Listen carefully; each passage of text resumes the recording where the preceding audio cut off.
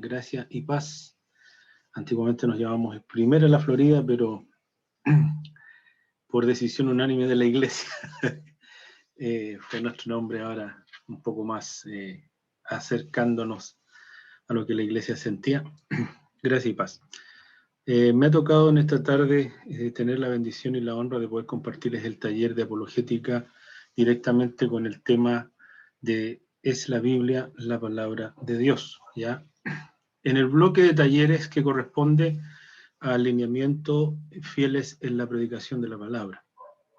Por lo tanto, les doy la más calurosa bienvenida a todos ustedes, esperando que desde ya todo esto que se ha preparado por amor sea de gran edificación para cada uno de ustedes y les inquiete el corazón para que a partir de este momento y de lo que puedan recibir hoy, quiera el Señor así sea, puedan moverse hacia estudiar más profundamente todo lo que concierne a nuestra fe cristiana. Les voy a invitar a que oremos antes de comenzar, por favor, brevemente. Eterno Dios y Padre Santo, te damos muchas gracias por estar aquí reunidos, Señor, en esta bendición que nos convoca. Un momento tan grato, Señor, de poder compartir tu palabra, de poder compartir tu sabiduría, de poder, Señor, con un corazón sincero y abierto, esperar de ti toda edificación, porque sé, Señor, que has levantado ministerios en la iglesia, Dios mío. Hay pastores, hay maestros, que tú constituiste, Dios mío, para que todos llegásemos a la unidad de la fe, para que la iglesia fuese edificada, para que mantuviésemos, Señor, una mirada puesta en Cristo, y nuestros pies, Señor, no se aparten del Evangelio. Son tantas cosas necesarias, Dios mío, y en este día te damos gracias que nos has permitido, a través de diferentes talleres, Señor, ser edificados en gran manera. Espero, Señor, poner a tus pies en esta hora y espero, Dios mío, que esto que en esta hora realizamos sea de bendición para los que están presentes. Dios mío, danos luz, entendimiento y dirección por tu Espíritu. Con humildad te lo rogamos y ponemos a tus plantas todo esto en el precioso nombre de Jesús nuestro Salvador. Amén. La gloria es para el Señor, hermanos. Gloria a Dios, gloria a Dios, gloria a Dios para siempre. Muy bien, me voy a compartirles pantalla para que comencemos porque el tiempo apremia.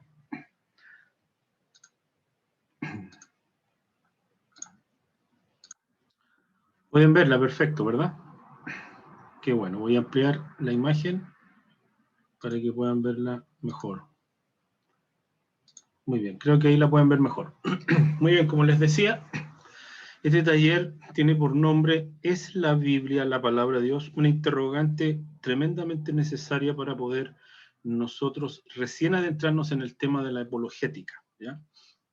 Así es que vamos a ir avanzando para poder responder de alguna manera esta interrogante, y más que responderla 100%, esta interrogante ustedes se la puedan hacer a sí mismos, ¿ya? Pueden ustedes también hacerse esta pregunta y poder responder esta pregunta en ustedes mismos y para ustedes mismos, ¿ya? Muy bien. Vamos a definir lo que es apologética primero. Apologética, del término apologética, proviene de la palabra griega apología, que significa defensa, justificación, excusa, respuesta o réplica, hacer mención a una defensa verbal o un discurso de defensa, ¿ya? Está relacionada con el vocablo griego apologiome, ¿ya? Apologiome, y tiene que ver con exculpar mediante un alegato, defensa de sí mismo o de otro, argumentar en defensa o hablarse a sí mismo. Esto tiene que ver también como cuando alguien presenta su defensa delante de un tribunal, o cuando alguien expone algo defendiendo argumentaciones en un debate público, por ejemplo, o privado, ¿ya? También tiene que ver con todo eso. También tiene que ver la palabra apologiome, tiene que ver con hacer un análisis de su propia vida, o de hablarse a sí mismo, analizar sus propias argumentaciones respecto de algún tema que piensa o que cree, o algún aspecto de la vida, etc. Es muy amplia el significado de esta palabra, pero el significado más específico tiene que ver con lo que está expuesto aquí. Presentar defensa, hacer mención de una defensa, emitir un discurso en defensa, ¿ya? Eso. Avancemos. Uno de los registros más antiguos, no el más antiguo, pero sí uno de los más antiguos que se conoce y que hay evidencia fehaciente de él, ¿ya? Es la famosa Apología de Sócrates, ¿ya? La escribió Platón y la escribió Jenofonte. Platón, un gran y tremendo filósofo reconocido universalmente a través de la historia, y Jenofonte, un gran cronista de aquellos tiempos, siglo V, siglo IV, un gran cronista, un gran historiador, ¿ya? Todos estos hombres están relacionados, ¿ya? Entonces, este discurso que registra Platón y que registra Jenofonte tiene que ver con una defensa que presentó Sócrates delante de un tribunal ateniense, porque estaba acusado de estar enseñando a los jóvenes la existencia de nuevos dioses. Y por lo tanto, como los dioses que ya se conocían en la época y estaban asumidos, ¿ya? Oficialmente estaba enseñando, por decirlo así, cosas extrañas que estaban pervirtiendo la correcta comprensión de ese tiempo teológica pagana, porque la palabra teología no está relacionada solo con el cristianismo, sino que viene de muy atrás, que es la explicación de la interacción, el desarrollo y la voluntad de aquellos dioses de la antigüedad, ¿ya? Él estaba enseñando otra cosa y por lo tanto estaba siendo juzgado en un tribunal, y él presenta su defensa, la cual registra Platón y registra Jenofonte. Si ustedes quieren, en algún momento por internet pueden buscarla y la van a encontrar para leerla. Muy bien, hay un ejemplo muy antiguo de lo que es hacer defensa de sí mismo con argumentación. Hay múltiples pasajes en la Escritura del Nuevo Testamento donde aparecen estas dos palabras que hemos visto, ¿ya? Dos palabras que hemos visto. Apología y apologiome, ¿ya?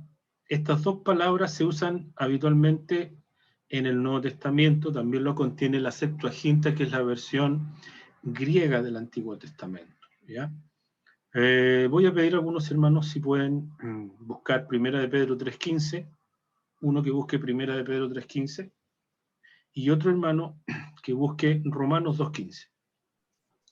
Simplemente por ver algunos versículos, después ustedes los pueden analizar en sus casas, todos los que están ahí. Ustedes sabrán que uno pertenece a una palabra y que los otros pertenecen a la otra palabra que está relacionada. Muy bien, el que tenga Primera Pedro 3.15, quien sea, se desmutea y lo lee por favor rápidamente para que el tiempo no nos pille. Adelante, hermanos. Cualquiera de ustedes.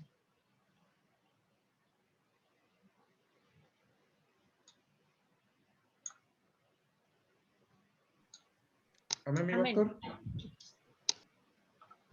Amén. ¿Quién dijo amén? Hermano Pedro Maldonado, ¿cierto? Amén, mi pastor. Primera de Pedro 3.15. Sí.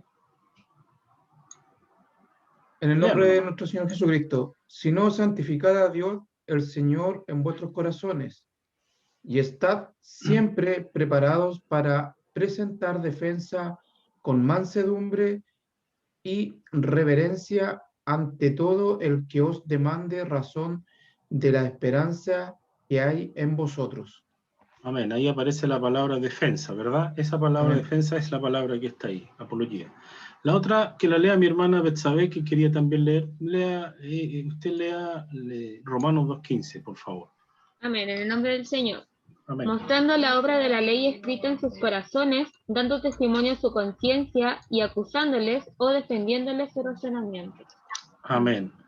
Recuerden que apologiome estaba relacionado con hacer defensa de sí mismo también, y por eso se ocupa ahí en Romanos 2.15, acusándoles o defendiéndoles a sí mismo sus razonamientos. Entonces, eso es solo para que vean un panorama acerca de cómo se usan estas dos palabras en el Nuevo Testamento, pero tienen relación con lo mismo, ¿ya? Eso. Veamos ahora entonces qué significa apología cristiana. Lo otro es una definición general de apología o apologética. ¿Y qué es lo que es apología cristiana? La enciclopedia Baker de apologética cristiana, que les recomiendo que puedan leer, ya está disponible para comprarlo por diferentes medios. La apologética es la disciplina que se ocupa de la defensa racional de la fe cristiana. Proviene de la palabra griega apología, que significa dar una razón o defensa en general. Define mucho más largo, ahí está solo un extracto de lo que expone de la enciclopedia Baker, ¿ya? De lo que es la apologética cristiana. Noten que es defensa racional de la fe. Racional de la fe cristiana. Eso es muy importante que lo subrayen en sus mentes. Cuando se refiere a defensa racional, estamos hablando de presentar pruebas y evidencias convincentes respecto de la veracidad, fiabilidad, confiabilidad y fidelidad de la fe cristiana, basadas en un razonamiento objetivo y claro y no en sentimientos o criterios subjetivos, que es lo que generalmente se comete y el error que siempre se cae, es cuando alguien intenta defender la fe cristiana, cae en lo sentimental, cae en lo emocional y por ende cae en lo subjetivo. Es decir, se produce un apasionamiento emocional del tema y no en la base de lo que significa la apologética cristiana, que es una defensa racional, es decir, basada en criterios fidedignos, reales, auténticos de lo que se está defendiendo, ¿ya? Ojo con eso, porque usted se pega una pasadita por YouTube y ve apologistas, pero más que apologistas son otra cosa, en realidad se apasionan y terminan discutiendo, alzando la voz y en vez de ir a la pelota van al jugador, ¿me entiendes? Es decir, se empiezan a ofender personalmente después.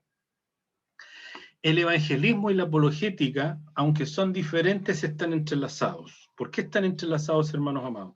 Porque el evangelismo, por un lado, ¿qué es lo que hace? Es anunciar o comunicar las nuevas de salvación, las gratas nuevas de salvación. ¿Y qué es lo que hace, por otro lado, la apologética? Defiende, ¿qué cosa? La veracidad de lo que el evangelio afirma, la veracidad de lo que el evangelio está diciendo. Entonces, aunque son cosas diferentes, están entrelazadas entre sí y a veces se mezclan, porque cuando usted está evangelizando, muchas veces la persona le va a hacer preguntas, sobre todo cuando es el evangelismo personal, la persona le va a hacer preguntas y ahí le van a estar demandando razones, y cuando usted argumente las razones del por qué el evangelio, etcétera, etcétera, lo que le estén preguntando, usted va a estar haciendo apologética, va a estar haciendo apología. Por lo tanto, están entrelazadas, aunque son diferentes. Avancemos. Dice, la mejor definición bíblica para entender en qué consiste hacer apología de la fe cristiana se encuentra en 1 de Pedro 3:15, que es el texto que leyó mi hermano. Dice, si no santificad a Dios el Señor en vuestros corazones y estad siempre preparados, subrayen eso en sus mentes y en sus corazones, siempre preparados, para presentar defensa con mansedumbre y reverencia ante todo el que os demande razón de la esperanza que hay en vosotros. Cuando dice esperanza, está hablando de la esperanza de la vida eterna, ¿ya? De eso se está refiriendo el apóstol. La expresión, estad siempre preparados para presentar defensa, si la traducimos directamente del texto griego originario, podemos traducir con más exactitud, preparados siempre para defensa. Es similar, ¿ya? Preparados siempre para defensa. ¿En qué consiste esta frase? ¿Qué significa lo que dijo el apóstol Pedro ahí? Vamos a ir a la siguiente diapo. Dice, perdón, me pasé. Siempre preparados o preparados siempre significa, según el texto originario griego, preparado, del griego gétimos, ¿ya? Estar listo, dispuesto, presto, pronto, ¿ya? En el texto original griego está como adjetivo, como un adjetivo, puesto la palabra gétimos, está como adjetivo. Y como adjetivo, en el griego, los sustantivos y los adjetivos se denomina gramaticalmente, ¿ya?, que declinan en casos. No les voy a explicar todo ese sancocho de palabras, pero ¿qué significa esto? Los casos tanto de sustantivos como de adjetivos declinan en casos, y de acuerdo a cuál caso esté orientado el adjetivo, por ejemplo, en este momento, me dice a quién va dirigido o cuál es la dirección que tiene ese adjetivo o ese sustantivo. Y en este caso, este adjetivo, gétimos, es un adjetivo que está en caso nominativo. ¿Qué significa eso? Que apunta directamente al sujeto, a quien se le está diciendo esto. Por lo tanto, lo responsabiliza directamente a cada creyente. Y eso tienen que entenderlo muy bien. Es decir, cada creyente debe estar listo, dispuesto, presto, pronto. Y como es un adjetivo calificativo, está indicando en la oración que vemos ahí en el verso, que es una característica que distingue al creyente. Así que, ojo, un verdadero creyente se caracteriza por estar siempre listo, dispuesto, presto y pronto, pero no por cualquier razón, o simplemente porque yo voy a ir a defender esto. No, no es así. Dice, preparado siempre, siempre del griego ei.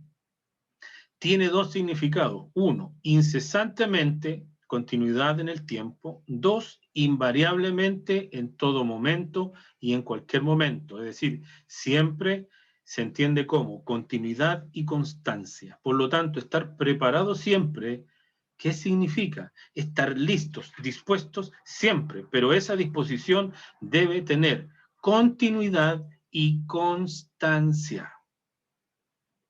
Recuerden que es algo que caracteriza a todo creyente. Ahora, ¿qué más tiene esto? Pero contiene además este término la idea de condicionamiento, porque la palabra griega antes mencionada, gétimos, ¿ya?, está relacionada con etos, ¿ya?, condicionar. Es decir, el hecho de estar listos, preparados, dispuestos, depende de una condición. ¿Cuál es la condición? La preparación.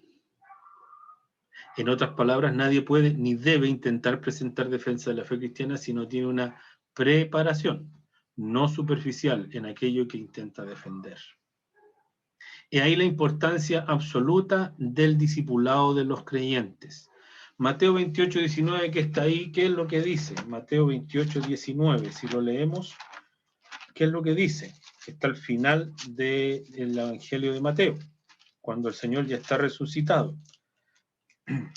¿Qué es lo que dice? Se los voy a leer rápidamente. Dice lo que nosotros conocemos casi de memoria. Por tanto, id y haced discípulos a todas las naciones, bautizándoles en el nombre del Padre, y del Hijo, y del Espíritu Santo. Ese hacer discípulos, la palabra griega es maditi, pero ahí la palabra que ocupa el evangelista Mateo es maditeo. ¿Y qué significa eso? Que no es simplemente un aprendiz o un discípulo común, sino que es un discípulo que está orientado a ser un erudito y un docto. Por lo tanto, se podría traducir perfectamente ir por el mundo, ¿ya? Ir por el mundo y hacer discípulos doctos o entendidos a todas las naciones. Por lo tanto, la voluntad del Señor no es simplemente hacer discípulos a la rápida, sino hacer discípulos entendidos. Esa preparación es el conocer en profundidad y no parcial o superficialmente la palabra de Dios que contiene el Evangelio de nuestro Señor Jesucristo, pues no podrá defender delante de quien demande razón de la esperanza salvífica que alberga su corazón o el mío, ¿ya?, si no está preparado. Menos va a poder hacerlo con mansedumbre y reverencia, apacibilidad o temor respetuoso, no lo va a poder hacer, ya que es la sabiduría del Evangelio la que prepara a todo creyente que transformado y formado, el Evangelio transforma y forma, ¿ya?, por la palabra de Dios puede estar enteramente preparado para toda buena obra, solo por medio del Evangelio, de la palabra de Dios, ¿ya? Avancemos. Dicho esto, es imperiosamente necesario, como base de la apologética, conocer cada vez más plenamente la palabra de Dios. Pero no solo eso. Ahora bien, para conocer la palabra de Dios debidamente y tomar en serio la tarea apologética, de la cual ojo, todo creyente responsable, nos debemos preguntar primero, y esta es la gran interrogante de este taller. ¿Es la Biblia la palabra de Dios? Pero ¿qué significa ese interrogante? Estoy plenamente convencido que he creído genuinamente en ella. Estoy plenamente convencido que he creído genuinamente en ella como digo creer y como debo creer. Estoy plenamente convencido que he creído genuinamente en ella como digo creer y como debo creer. Importante que antes de hacer apología y de meterse en una cantidad de materias y libros de apologética, nosotros podamos responder fielmente esa pregunta a nosotros mismos. Avancemos. Si no somos capaces de responder adecuadamente esta pregunta, habiendo hecho un análisis primero de lo que contiene esta pregunta, hermano, es muy fácil responder que sí. Sí, yo creo que la Biblia es la palabra de Dios, por supuesto. Yo creo que todos responderíamos eso rápidamente. ¿Ya? Pero la verdad es que involucra mucho más que eso sostener esa afirmación. No es respuesta así por encimita, no es una respuesta rápida. Involucra un análisis de su propia persona, de mi propia persona, como creyente. ¿Ya? Antes de siquiera lanzarnos a estudiar apologética y de conocer las dos principales escuelas que siguen esta materia, como son la evidencialista y la presuposicionalista, son las dos grandes escuelas de la apologética, cada una con sus lineamientos y fundamentos argumentativos, etcétera, etcétera, y las cuatro funciones principales que tiene la apologética: función de vindicación y probativa, función de defensa, función de refutación de creencias opuestas, función de persuasión. Más allá de adentrarnos en todo eso y sumergirnos en una montonera de libros y materias y temáticas y especializaciones diversas, debemos responder esa pregunta.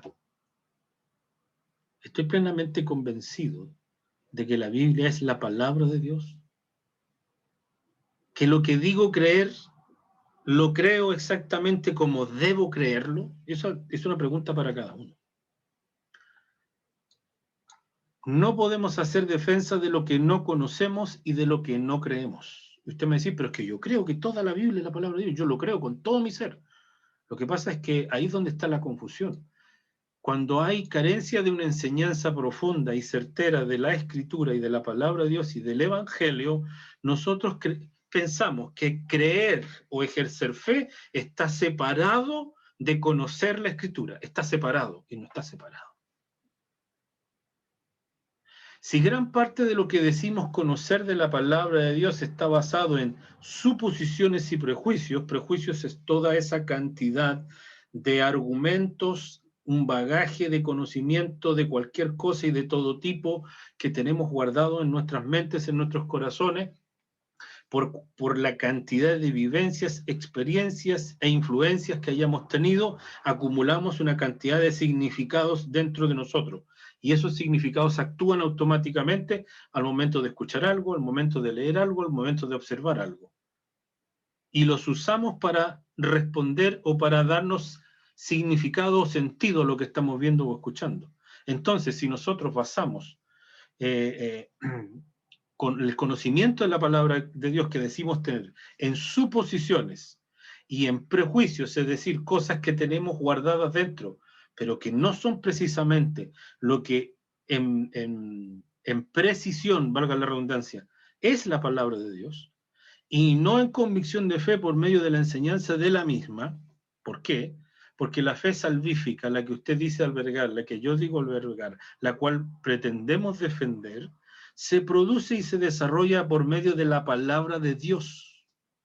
No se produce ni se desarrolla por cualquier otra causa que no es por la palabra de Dios.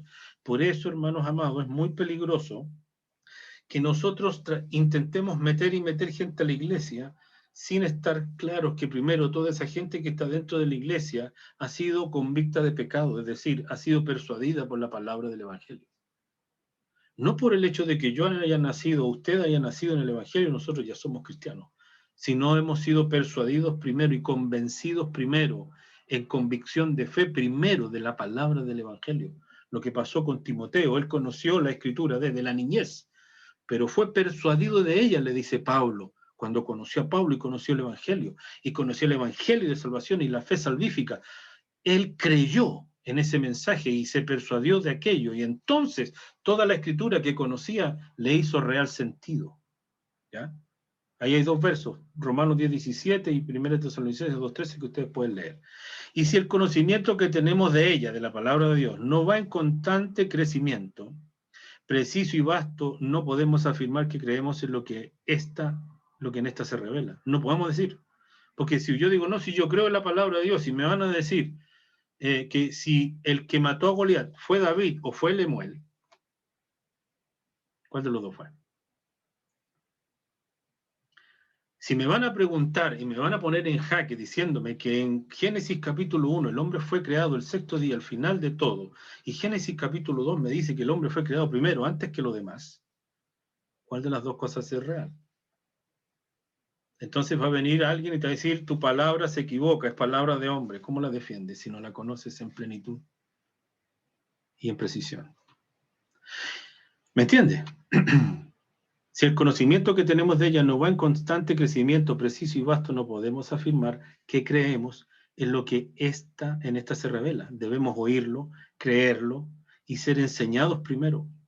Si no es así, nuestras argumentaciones y defensa de ella serán conjeturas y no afirmaciones concretas de peso, asumiendo que conocemos lo que no conocemos y que creemos lo que no creemos en verdad. Porque la fe, el creer, el ser convencido en fe de algo es producto de la enseñanza de ese algo, de la visión clara de ese algo. Porque si no, no lo puedes defender. Y tú entonces vas a basar tu fe en lo que crees conocer y en lo que pretendes creer, aunque simplemente no tienes idea de lo que se trata. Y no puede ser. No puedes presentar defensa de lo que no conoces y de lo que no crees. ¿Ya? El conocer la palabra de Dios no proviene de un mero ejercicio intelectual de aprendizaje, sino de una convicción de fe que se produce por la enseñanza de vida de la misma palabra. Vamos a avanzar rápido porque el tiempo nos viene pillando. Siempre ha existido y cada vez con más fuerza diversas líneas de pensamiento que han hecho, han intentado relegar ya sistemáticamente o invalidar sistemáticamente y relegar a los márgenes de la sociedad y intentar hacer desaparecer ¿qué cosa? La doctrina clara cristiana de la inspiración verbal y plenaria de las Escrituras. ¿Ya? Nosotros como cristianos debemos creer ciertísimamente en la inspiración verbal y plenaria de las Escrituras, pero no podemos decir que creemos en la afirmación doctrinal cristiana de que la Biblia es verbalmente inspiración y plenariamente inspiración de Dios si no sabemos ni siquiera de qué se trata el asunto. ¿Por qué es verbalmente inspirada? ¿Y por qué es plenariamente inspirada? Verbalmente porque cada una de las palabras que están vertidas en la Escritura y cómo están escritas es plenamente inspiración de Dios. Y plenaria porque desde Génesis, Apocalipsis, completa, entera, es absoluta y plenamente de inspiración divina.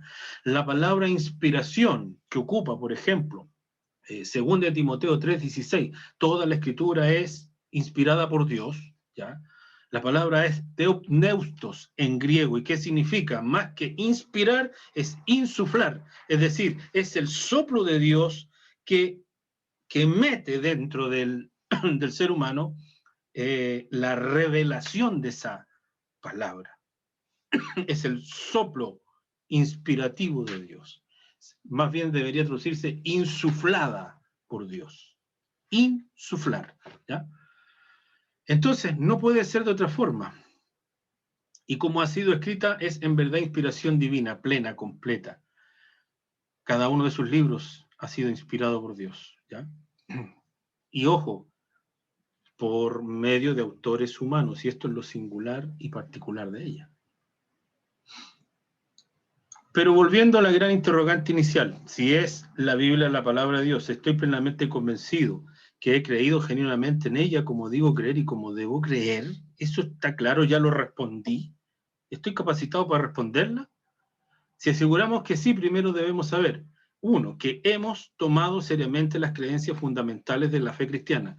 Es decir, si no me interesa estudiarla, si no me interesa leerla, si no me interesa aprenderla, si no me interesa ser enseñado en ella, no la estoy tomando en serio. Y dos, en el hecho de conocer ya esas creencias fundamentales. Todo lo que enseña la fe cristiana, todo lo que confiesa creer y que está contenido en la Escritura. Sin esas dos cosas, en realidad, todavía ni siquiera estoy intentando responder esas interrogantes. La Biblia no es solo la palabra de Dios, es particularmente y singularmente la palabra de Dios. ¿Por qué decimos que es particular y singularmente la palabra de Dios? Es particular y singular porque es radicalmente diferente a cualquier otro libro donde se exprese un sistema de creencias, por muy atractivo que éste sea. Porque lo que dice y cómo lo dice, el punto principal que trata y cómo lo trata, toda su metanarrativa construida de una forma tan diversa y compleja, pues incluye a más de 40 autores diferentes cuyos oficios eran diferentes, muchos de ellos ni siquiera eran contemporáneos, ni se conocieron entre sí. La diversidad literaria que hay, pero la unidad temática perfecta que posee, el periodo de tiempo tan vasto de 1500 años aproximadamente en su construcción, la precisión de sus profecías, la nula existencia de contradicciones, la actualidad de sus consejos hace 1000 años o en el 2021, el prolijo detalle de la descripción de quién es el hombre. No hay ningún otro libro que describa al hombre tal cual como es y en tan perfecta definición y vasta definición, ¿ya? De dónde viene y a dónde va, la razón de su existencia, el punto central de la razón de los males del hombre que le afectan a él y al mundo, la solución necesaria para esa redención de la raza humana, contada y expuesta en la figura de quién, de un hombre, pero no un nombre ficticio, sino un nombre históricamente comprobable. Jesucristo, el Hijo de Dios, el Verbo hecho carne, que por medio de él la raza humana tiene la esperanza de la vida eterna, cuando todas las demás religiones y sus libros sagrados apuntan a la propia salvación humana del hombre en búsqueda de alcanzar a ese Dios inalcanzable, mediante prácticas pseudo-espirituales casi imposibles de sostener. Estas y cientos de características más hacen única a la Biblia como la palabra de Dios singularmente. Es singular, no se parece a ninguna otra. Pensemos en todas esas capas que están apiladas una después de la otra, que son todas aquellas creencias necesarias para llegar a afirmar que la Biblia es la palabra de Dios. ¿Cuántas cosas es necesario que creamos para llegar a afirmar eso, para llegar a defender eso? ¿Cuántas cosas son necesarias creer? Son muchísimas. Pero ¿cuáles son las más esenciales? Número uno, primero debemos creer que Dios es real. Si usted no cree que Dios es real, entonces todavía ni siquiera comienza. La existencia de un Dios. No hay palabra de Dios que defender sin un Dios. Primero, la existencia de Dios. ¿Cómo vas a defender la existencia de Dios? Primero debes creer en la existencia de ese Dios. Y debes conocer a ese Dios para defender su existencia. Si no, no puedes. Pero la existencia de un Dios no nos lleva a la revelación escrita de la palabra de Dios. ¿Por qué no nos lleva a la existencia de un Dios a la revelación de la palabra escrita? Porque hay muchas otras culturas que creen también en un solo Dios, el zoroastrismo, por ejemplo, el Islam, el deísmo, creen en un solo Dios, pero creen en un solo Dios, un Dios muy, muy diferente al Dios nuestro. Un Dios absolutamente diferente al Dios nuestro. ¿Por qué? Porque el deísmo, por ejemplo, cree en un solo Dios, pero que no interactúa directa y personalmente con sus criaturas, con los hombres. Un Dios que se quedó allá y que dejó a sus criaturas abandonadas y que no quiso revelarse a ellas. Pero el cristianismo no cree en eso. No solo en la existencia de un Dios, sino debemos creer en un Dios personal. No creemos que la palabra de Dios ha llegado producto de una fuerza impersonal venida de algún lugar extraño. No, no, no. Es un Dios personal, que tiene personalidad, que define lo que es la personalidad, por su misma existencia revelada por la palabra de Dios. Sin la palabra de Dios no sabemos quién es Dios, no sabemos su carácter, no sabemos cuál es su voluntad, no tenemos idea de sus atributos. La palabra de Dios, de ese Dios personal, que nos hizo con personalidad, es la que nos revela aquello. Este Dios personal nos ha creado con personalidad propia. Somos personas porque Él tiene una personalidad y fuimos hechos a imagen, con atributos que se encuentran en Él. 3. Debemos creer en un Dios que ha querido hablarnos, que ha querido comunicarse, darse a conocer, que ha querido revelarse al hombre, a diferencia de otras religiones. Dios glorioso y que existe en sí mismo y por sí mismo, podría habernos creado, ¿no es cierto? Y por su voluntad haber decidido nunca darse a conocer. La revelación de un Dios no es derecho de las criaturas, está sujeto a la voluntad de ese Dios. Por lo tanto, por su buena voluntad, por su amor, Él quiso darse a conocer. La revelación de Dios es muestra de su profundo amor por nosotros. Dios se dio a revelar, Dios se dio a conocer por amor. Es decir, nosotros no solo creemos en la existencia de un Dios, sino creemos en la existencia de un Dios personal. Pero no solo en la existencia de un Dios personal, sino en la existencia de un Dios personal que ha querido revelarnos, que ha querido hablarnos, que ha querido comunicarse con el hombre por amor.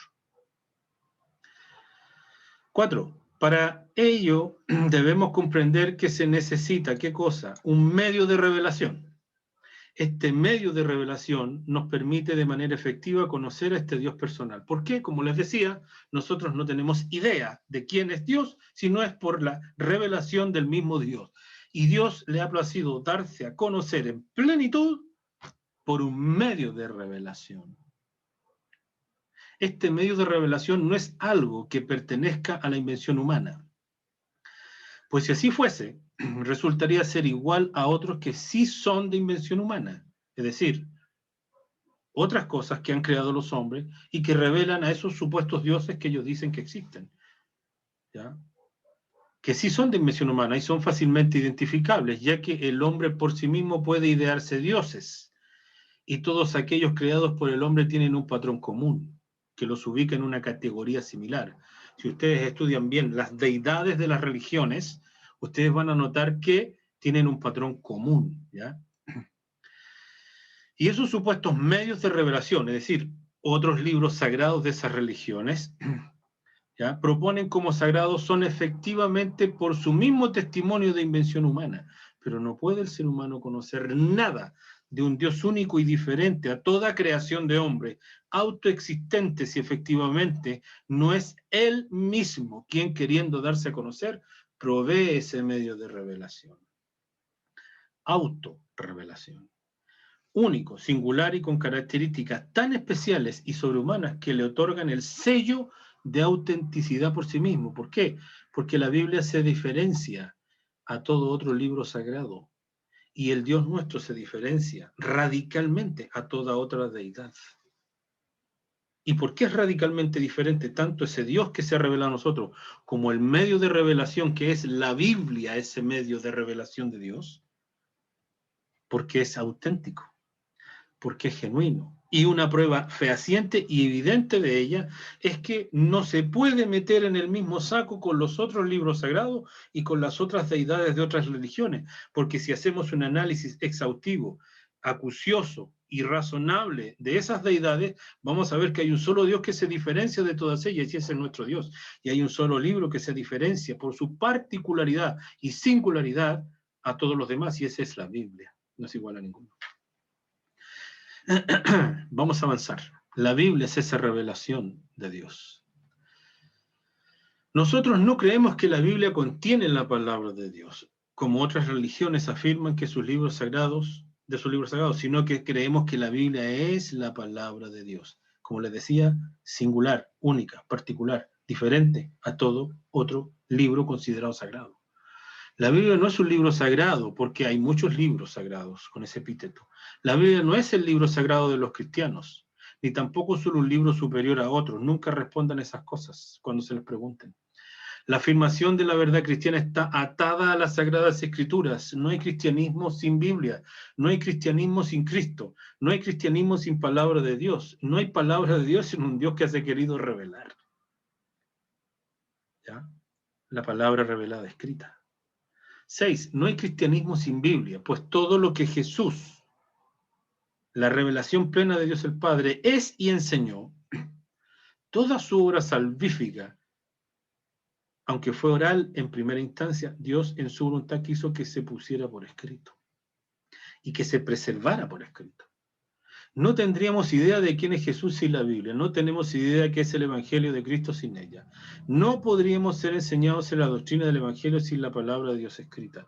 No podríamos ser santificados sin la Biblia, porque somos santificados por el Espíritu Santo por medio de la fe en la verdad que está revelada en la palabra de Dios, segunda de Tesalonicenses 2:13, si alguien la puede leer rápidamente porque el tiempo nos pilla los talones. Segunda de Tesalonicenses 2:13, alguien rápidamente que la pueda ubicar, por favor, se desmutea y la lee. Segunda de Tesalonicenses 2:13. Qué bueno que se demoren porque eso quiere decir que tienen una Biblia con hojas. Amén. Amén. Léalo. Quien sea, por favor. Amén. Léalo, por favor, gracias.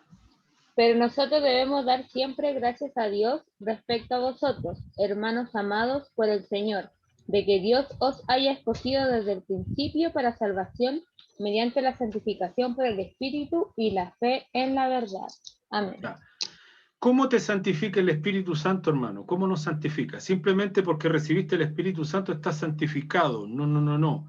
Recuérdate que el proceso de santificación no es sino por la palabra de Dios. Dijo Jesús en Juan 17:7, Padre, santifícalos en tu verdad. Tu palabra es verdad. No podemos ser santificados sin la palabra de Dios. ¿Ya? No tendríamos idea de nada sin la palabra de Dios, sin la Biblia. Así de sencillo. Cuando hablamos de la revelación general o natural que la Escritura nos muestra en la epístola de Romanos capítulo 1, ¿ya?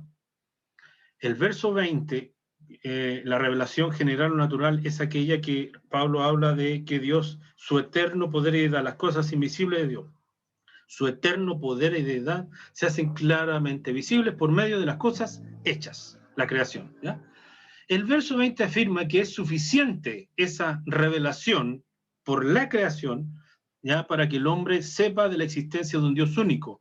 Y lo es a tal grado suficiente que declara que no tienen excusa. No hay nadie que tenga excusa para no darse cuenta de que existe un Dios único. El que dice que no hay Dios, el tal es necio, dice la Escritura. Sin embargo, esa revelación no nos permite llegar a relacionarnos con Dios adecuadamente. Tú, abrazando un árbol o reconociendo que ese árbol fue hecho por un Dios único, no te relacionas por medio del árbol, o por medio de la montaña, o por medio de los mares, o por medio del aire con él. No te puedes relacionar con él, ni lo puedes conocer en profundidad. ¿Ya? ¿Ya? No podemos relacionarnos con Dios adecuadamente. De hecho, la misma epístola nos dice que el hombre no logró entender esa revelación divina. Para poder relacionarnos con Dios es indispensable Jesucristo y su obra redentora que reconcilia al hombre con su Creador y le otorga comunión con él, salvación de la condenación por el pecado a causa de la caída y vida eterna, ¿verdad? Pero para ello, ¿cómo te enteras de ello? Para ello se necesita oír, ¿qué cosa? El Evangelio. Y esto ocurre por la proclamación o predicación de la palabra de la cruz y la enseñanza, pero es imposible sin la palabra de Dios revelada. No se puede. La Biblia es la única palabra de Dios en singularidad, como te dije, es única, diferente, particular. Por eso parte de la apologética es estudiar por qué es singular. Aquí no tenemos tiempo para ello. Pero si tú quieres saber por qué es única, para defender que Dios es único, el Dios de los cristianos es único, y la Biblia es única, diferente a todo lo demás escrito, y que es en verdad la palabra revelada de ese Dios único, existente y preexistente, tienes que estudiar todas las demás religiones y todos los demás libros sagrados y te das cuenta que todos tienen un patrón común. Y el único que sale de ese esquema es la palabra de Dios y nuestro Dios. La Biblia no es el libro de los cristianos. Nunca digas eso, es el libro de Dios confiado a la iglesia. No se nos ocurrió a nosotros. La Biblia no es una obra humana, y menos cuando te digan que la compuso la Iglesia Católica. Hay que estudiar la historia, hermano, la apologética. Te va a llevar a la historia, vas a estudiar la historia, y vas a darte cuenta que San Atanasio en el 367 por ahí, después de Cristo, dijo que todos los libros canónicos que ya tenían no los habían puesto ellos por orden, como dice la Iglesia Católica más tarde, con el Papa Dámaso. No tienen idea, parece que no oyeron lo que dijo San Atanasio en una homilía pascual, ¿ya?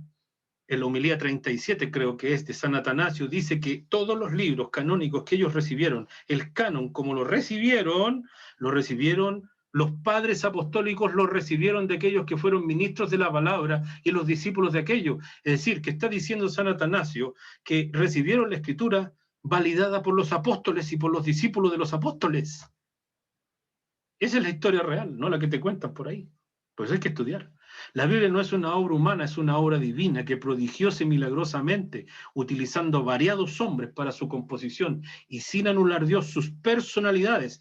Ojo con esas tendencias que dicen, porque hay teologías diversas, hermanos. Hay que estudiar hermenéutica para ello. Que son contrarias a la revelación verbal y plenaria de las Escrituras. Unos dicen en la teoría del dictado, es decir, Dios le dictó a los hombres y eran meros taquígrafos escribiendo. Para Dios, vas muy rápido. A ver, repíteme de nuevo la palabra para seguir escribiendo. No, Dios no reveló la Escritura a los hombres, a los autores de esa forma. No como meros taquígrafos o amanuenses a quienes meramente se les dictaban las palabras, insuflados por su espíritu. Llevó a cabo una obra sin igual a través de ellos. No les elimina su razonamiento, no anula sus personalidades, no anula su individualidad, no anula sus sentimientos, no anula ni aniquila sus capacidades. Está usando al hombre íntegramente, pero como un hombre falible, débil, sin esa sabiduría puede escribir algo tan glorioso y sin problemas, y algo tan perfecto y sin errores, si Dios ni siquiera está anulando su personalidad? Porque cuando los insufla, los llena por su espíritu, entonces pueden escribir y componer una obra de más de 40 autores que tiene una unidad temática que parece ser que hubiese sido solo uno el que la escribió.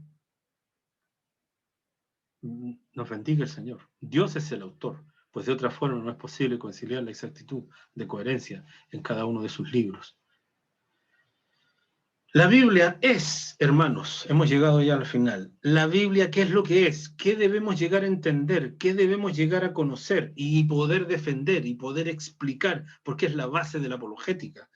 La Biblia es la palabra revelada por amor de un Dios personal, en singularidad particular, la cual debemos creer primero ciertísimamente y conocer plenamente para así poder presentar defensa de la fe que hay en nosotros. Si no, no se puede. No podemos defender lo que no conocemos y en lo que no creemos. Si yo te pregunto, ¿crees tú que Dios abrió el Mar Rojo? Me vas a decir que sí. Y yo te pregunto, un ateo te pregunta, ¿cómo lo abrió? Y tú le vas a responder irracionalmente, por su poder. Pruébamelo, dímelo, muéstramelo, enséñamelo, decláramelo. No, pero es que eso está en el ámbito de la fe, dice uno. Sí, es que la fe salvífica, la fe en Dios, la fe en Cristo, la fe genuina, se genera por el oír la palabra. Pablo le dice a la iglesia, ¿recibisteis el Espíritu Santo, por las obras de la ley o por el oír con fe? Tú no puedes conocer la palabra de Dios, ni puedes conocer a Dios, ni puedes conocer a Cristo simplemente por una experiencia primera o semimística, como la que Pablo tuvo. El resplandor de luz del cielo lo botó al suelo. Y una voz le dijo, Saulo, Saulo, ¿por qué me persigues? ¿Quién eres tú, Señor? Yo soy Jesús de Nazaret, quien tú persigues. Pero con eso es suficiente, ¿verdad?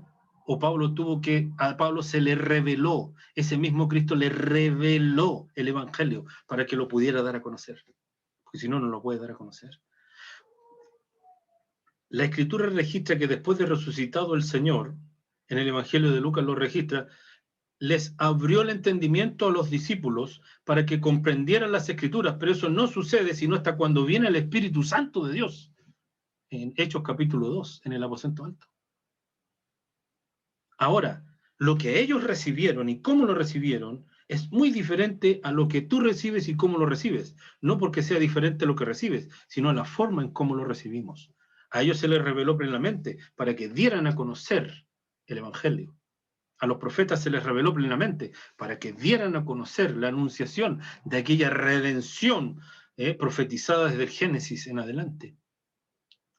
Nos bendiga el Señor. Hay que entender muchas doctrinas para saber esto. Por eso yo hablaba en diapos anteriores, todas esas capas que hay, diferentes cosas que hay que entender y creer y conocer con precisión para poder defender la fe. Por eso no podemos defender lo que no conocemos y en lo que no creemos. Y hemos llegado a la última diapositiva, mis hermanos. Creo que queda un pelín de tiempo todavía, si hay alguna consulta breve de alguien. Lo que sí quiero que anoten mi número, hermanos, primero, antes de cualquier pregunta, para que me hagan todas las preguntas que quieran, habidas y por haber, con este tema, con lo relacionado a este tema, con todo lo que quieran saber. Anoten mi número, 9-8484-5257.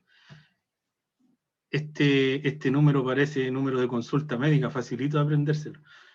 Anote. Es como para decirlo en la radio, ¿no es cierto? 9-8484-5257. Llame ya. Siempre he pensado eso, pero bueno, por lo menos no tocó uno tan difícil de aprendérselo. ¿Alguna consulta referente a lo que hemos conversado? Esto es muy vasto, hermano. Esto es una síntesis de la síntesis de la síntesis. Es simplemente intentar inquietar sus corazones, despertar sus corazones, despertar su espíritu, para que se interioricen en una sola cosa, en conocer en verdad la palabra de Dios. Si ustedes alguna vez quieren evangelizar, no hay evangelismo sin evangelio. No hay defensa de la fe si no hay algo que defender. Y no hay nada que defender si no conoces lo que tienes que defender. ¿Me entienden? Parece trabalengua, pero así es. Por eso, antes de lanzarse a defender las verdades que decimos creer, tenemos que primero saber que las hemos creído en verdad y que las hemos creído como debemos creerlas. No, yo una vez escuché a mi tío que dijo, o la palabra de Dios dice que el pan y el agua no te faltará. ¿Dónde dice eso, hermano? Si lo dice, búsquemelo, no lo encuentran nunca. Porque no dice. Dios aborrece el pecado, pero ama al pecador. Ese será el libro de Gandhi, pero no la Escritura. Y así hay un montón de falacias que todos repiten y que no tienen nada que... Pero búsquemelo, no, si yo sé que está, pero es que ahora no tengo tiempo de buscarla. No, imposible, no está en la Biblia. Nos bendiga Dios, hermano. Inquiétense, apasionense por entender la palabra del Señor. Al principio no la van a entender. Tal vez no tengan los recursos para estudiar teología, ni tengan los recursos para estudiar apologética, ni ninguna de estas cosas. Hermano, si ustedes claman con sinceridad, con contrición de espíritu al Señor, Dios abre el camino delante de ustedes. Si un Dios que nadie podía conocer si él mismo no se revelaba a los hombres, ese mismo Dios no te abrirá el camino si tú te apasionas por conocer su voluntad que está en la Escritura. Así que armémonos de este pensamiento, hermano. Fiel es el lema, ¿verdad? Pero la fidelidad tiene dos ejes principales: la justificación y la santificación. ¿Por qué? Porque cuando tú crees genuinamente en Cristo, fielmente en Cristo, eres justificado por Dios por medio de la fe. Pero no puedes ser santificado durante todo tu peregrinaje por el Evangelio si no es por medio de la palabra de Dios. Por medio de la palabra de Dios creíste y fuiste santificado, fuiste justificado, y por medio de la palabra de Dios eres santificado. ¿Me entiendes? Por eso Dios ha querido revelarse por medio de su palabra. Ahora algunos me dicen, pero a Abraham, ¿cuál fue el libro que le pasó a Abraham? Ninguno. Pero le habló con palabras. ¿Y registró Dios lo que le dijo a Abraham? Por supuesto. ¿Y registró Dios lo que le dijo a Moisés sin libro allá cuando lo llamó y ardía la zarza? Sí, pero quedó escrito. Porque hay dos tipos de elección. Una elección determinante y una elección general. No es lo mismo que Dios te haya llamado a ti que haya llamado a Moisés. El propósito para el cual fue llamado Moisés es diferente. Es más grande, para que propósitos mayores se cumplan. Por eso te decía, todas esas capas de doctrinas y creencias que la Biblia nos enseña son muy necesarias para poder defenderla, porque si no, no podemos defenderla. Eso, mis hermanos, el tiempo nos pilla, parece carrera esto. Amén. Mi pastor, bueno,